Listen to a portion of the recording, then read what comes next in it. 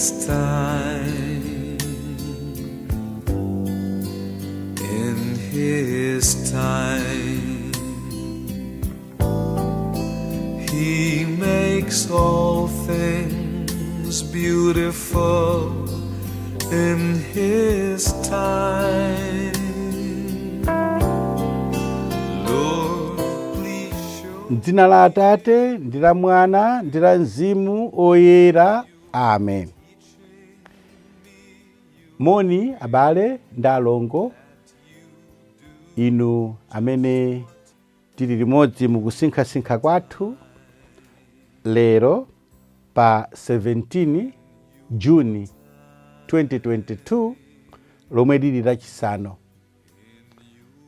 Ndipo lero pa bwalo lino la Tiyankhuleni Ambuye, mawu oyamba adzachokera m'buku lachiwiri la Mafumu, mutu 11 ndime 1 mpaka na 4, nkuzalumpha kufika ndime 9 mpaka na 18, nkuzalumpha kulekezera ndime 20. Amene akutiwerengera mawu oyamba ndi Aubrey Tambula kuchokera ku Likulezi Catholic Boys Secondary School mu Archdiocese ya Blantyre. Ndipo mawu amuthenga woyera tiwatenga m'buku la Mateyo mutu 6 ndime 19 mpaka na 23. Ndipo amene akutiwerengera mthenga wabwino komanso kutigawira mawu ndi Father Joseph Kimu, a director a Radio Maria Malawi kuchokera mu Diocese ya Mangochi. Mutu wa kusinkhasinkha kwathu lero pano pa Tiyankhuleni Ambuye tasankha wakuti chuma choona ndiponso chokhalitsa. Chuma choona ndiponso chokhalitsa ndiye chiti. Mutu umenewu tautenga kuchokera mawu amthenga woyera monga adalembera Mateyo. Mawu oyamba, mawu ambuku lachiwiri la Mafumu, 2 Mafumu mutu 11 ndime ya 1 mpaka 4, kusayambiranso ndime ya 9 mpaka 18, kusasirizira 20. Ataliya, mayi wake wa Ahaziya, ataona kuti mwana wake wafa, adanyamuka nakawononga onse apa banja la ufumu. Koma Yehoseba, mwana wa mkazi wa mfumu Yehoramu, mulongo wake wa Ahaziya, adatenga Yowasi, mwana wa Ahaziya, adachita momuba kumchosa pakati pa ana amuna a mfumu amene ankati aphewo. Adamuyika mchipinda china chogona cha nyumba ya chauta pamodzi ndi mlezi wake. Motero anamubisa mwanayo, kumbisira Ataliya, kotero kuti sanaphedwe. Mwanayo adakhala mlezi wake kwa zaka zisanu ndi chimodzi akubisala mnyumba ya chauta, pamene Ataliya ankalamulira dzikolo.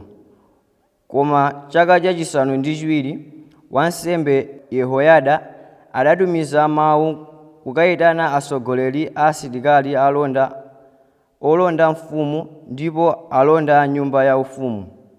Adabwera nawo kwa Yehoyada ku nyumba ya chauta.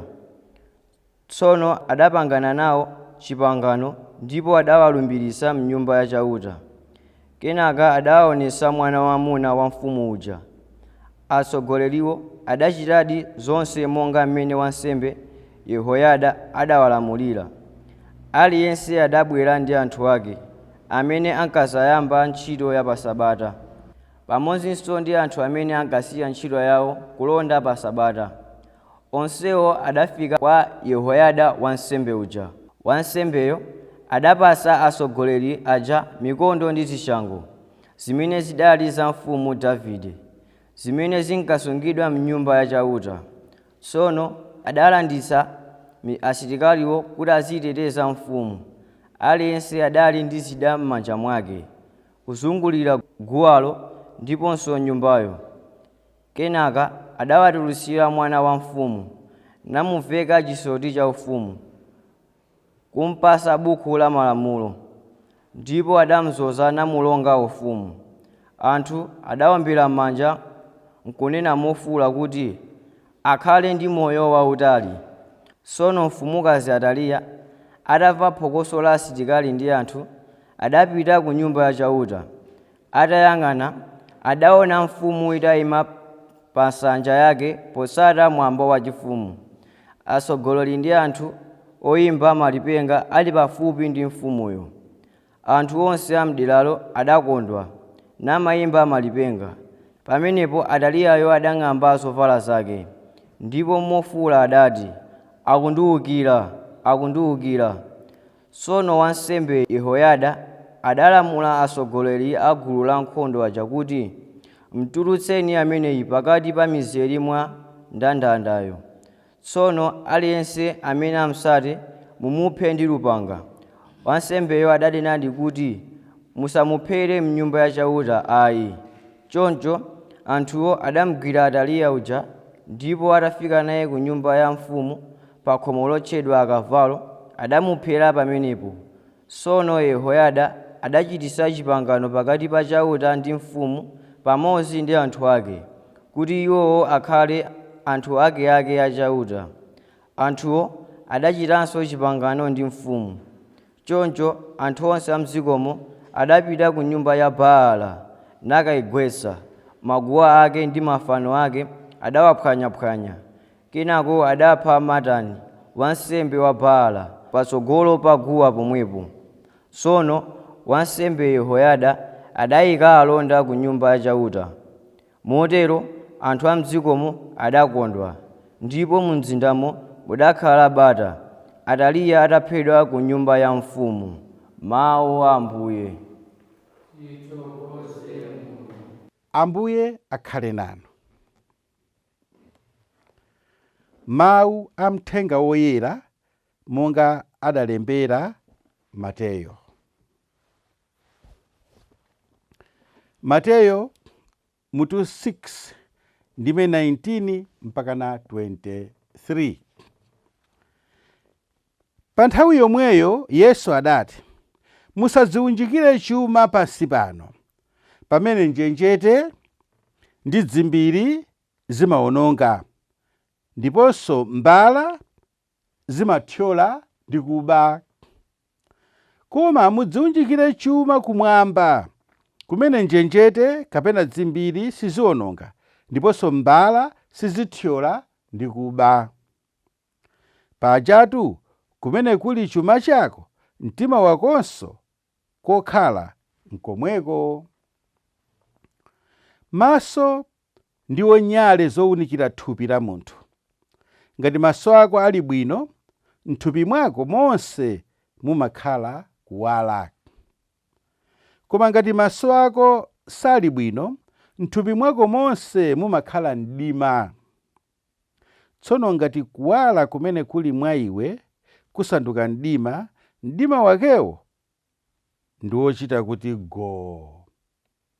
Mthenga wa Ambuye. Ulemu kwa inu Ambuye Yesu Khristu. Tanena kuti mutu wakusinkhasinkha kwathu lero pano pa Tiyankhuleni Ambuye ndi wakuti chuma choona ndiponso chokhalitsa.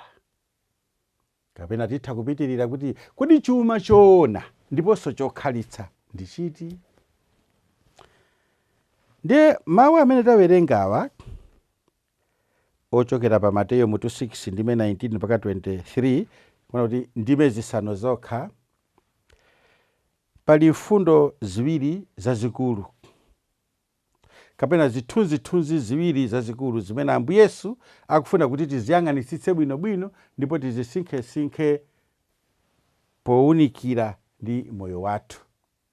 Mfundo yoyamba ndi nkhani ya chuma chapa dziko lapansi pano, chimene inu ndine timachisakasaka, timachifuna, ndipo anthu ena mpaka na amaphana chifukwa cha chuma chimenecho. Amadana, abale, abambo mmodzi mayi mmodzi ndikudana osalankhulitsana chifukwa cha chuma chimenechi.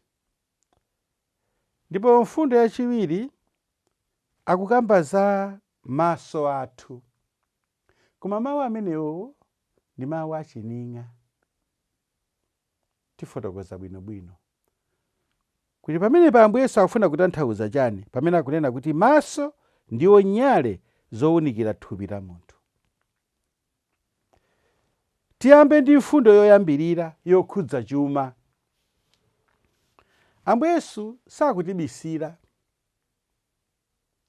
akutichenjeza kuti tichenjere ndi chuma cha pa dziko lapansi pano, tichenjere nacho. Ndipo akunena zoona makamaka lero lino pamenenso ndalama ikuvuta kuti tiyipeze, mitima ya anthu ili yozaza ndi njala ndi ludzu lofunafuna chuma. Ndipo ena ali okonzeka kuchita china chilichonse, kaya chonyansa chilichonse, kaya choyipa chilichonse kuti apeze chuma. Ndi Ambuye Yesu akutichenjeza, akunena kuti chuma chimene ifeyo timasakasaka, chuma chimene tikumadanira nachi, chuma chimene tikumaphera nachi, ndi chuma chimene sichikhalitsa, ndi chuma chimene lero nditha kukhala nacho mawa kusakhala nacho. Ndi akupereka ngati zithunzithunzi zitatu, akuchijambula chuma chija, tinganene kuti mwina pa Chingerezi tinganene kuti from different angles. Kodi auje muli ndi chuma? Ndikuonetseni kuchokera mbali iyi, chuma chimene muli nachocho chili ngati chinthu chimene njenjete zikhoza kuchiwononga. Ndiye tikhale ndi chithunzithunzi chimenecho kuti njenjete zabwera kuchidya icha chonse. Ndipo zimenezi timaziona, timatha kuona uja anali olemera kwambiri, kenaka patapita nthawi ndikuonekanso munthu womvetsa chisoni, osauka. Anthunso nkumazifunsa koma ndi uja naja amenewa. Zinthu zimasintha. Ndiye nkukachijambulanso kuchokera mbali ina chuma chimene chicha, nkuona kuti chuma chicha chawonongeka ndi dzimbiri. Ndikupitanso ndile kuti ngati kuti munthu atenga kamera, nkukachijambulanso chuma chimene chicha kuchokera pambali ina, nkunena kuti chuma chicha chabedwa. Koma mawu onsewa, zithunzithunzi zonsezi, zithunzithunzi zitatu zonsezi zikufuna kutiphunzitsa chinthu chimodzi, kuti chuma cha pa dziko lapansi pano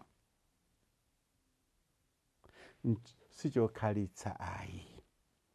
Ndipo iye mwini wake akunena kuti musaziunjikire chuma pansi pano, pamene njenjete ndi dzimbiri zimawononga, ndiponso mbala zimathyola ndi kuba. Choncho afuna kutiphunzitsa kuti Mulungu akatidalitsa ndikukhala ndi chuma cha mitundumitundu. Tichenjere, tidziwe kuti chuma chimenechi sizidzakhala nacho mpaka namuyaya ayi. Idzafika nthawi, imafika nthawi pamene mwanjira ina njenjete zimadya chuma chimenecho, mwanjira ina dzimbiri limawononga chuma chimenecho. Dzimbiri la mitundumitundu, njenjete za mitundumitundu, mwanjira ina mbala zimabwera ndikuba chuma chimenecho. Mwachidule palibe chokhalitsa pa dziko lapansi pano. Ndiye akutiuza kuti komatu chilipotu chuma chokhalitsa. Ndiye chuma chimenechi ndiye moyo wauzimu, moyo wosatha. Koma muziunjikire chuma kumwamba, kumene njenjete kapena zimbiri sizizawononga, ndiponso mbala sizidzathyola ndi kuba. Pajatu kumene kuli chuma chako, mtima wakonso kokhala mkomweko. Ine ndimakonda kupereka chitsanzo chakuti moyo wathu apa dziko lapansi pano tikanati tizitsatira zimene timachita tikamapanga kaya bizinesi, kuti timatsekula akaunti. Tikatsekula akaunti ndi timakayika ndalama ku banki kuja, ndiye zimachuluka. Tikazisowa timangopita mwina sosalowa mbanki muja, kungopita pa ATM nkutenga kadi, kungopanga paja pin code yako yotha zindalama zija kuti titati tikhale ndi mtima umene uwo ndi maganizo amene wawo poganiza za moyo wathu wakumwamba, kuti ine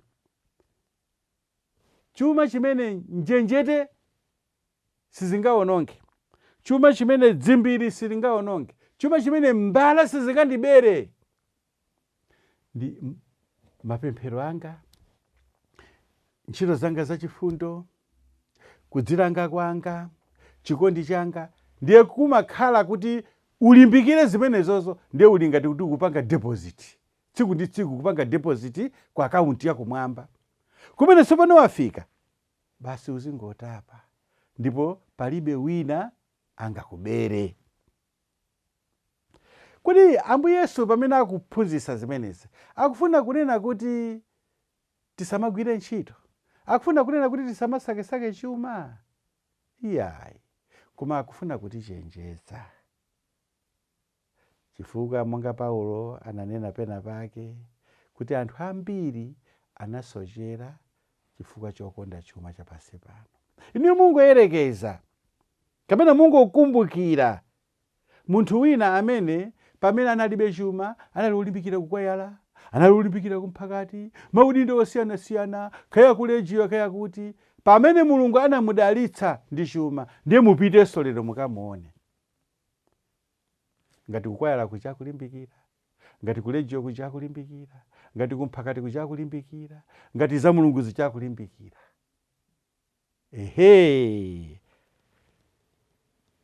Ambuye sakutichenjeza pamenepo, kuti tsopano pamene tayamba kutalikirana ndi Mulungu, eya tidziwe kuti njenjete zikulowa, tidziwe kuti zimbiri iro, tidziwe kuti mbala zili pafupi. Ndiye apa mawu awanso tiwagwire, pajatu kumene kuli chuma chako, mtima wakonso kokhala nkomweko. Ndikupira kuti ndifunso limene aliyense atha kuzifunsa, mtima wanga ineyo uli pati? Pa chuma chimene Mulungu anidalitsa nacho, kapena ayi pa moyo wakumwamba umene wina sangathe kundibera? Mfundo yachiwiri akukamba za maso kuti ndi nyale. Ndanena kuti mawu amenewa ali ngati mawu achining'a. Akufuna kutiuza kuti moyo wa inu ndi ine uyenera kukhala moyo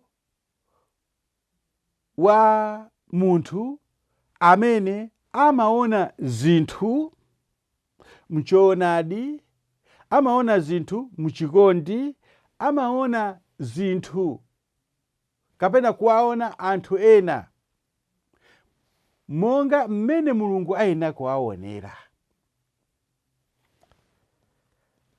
Mawu amenewawo akutichenjeza titha kutchula pa zinthu zitatu. Poyamba, kwaweruza ena mwina nkhani zawo tisanazidziwe kwenikweni.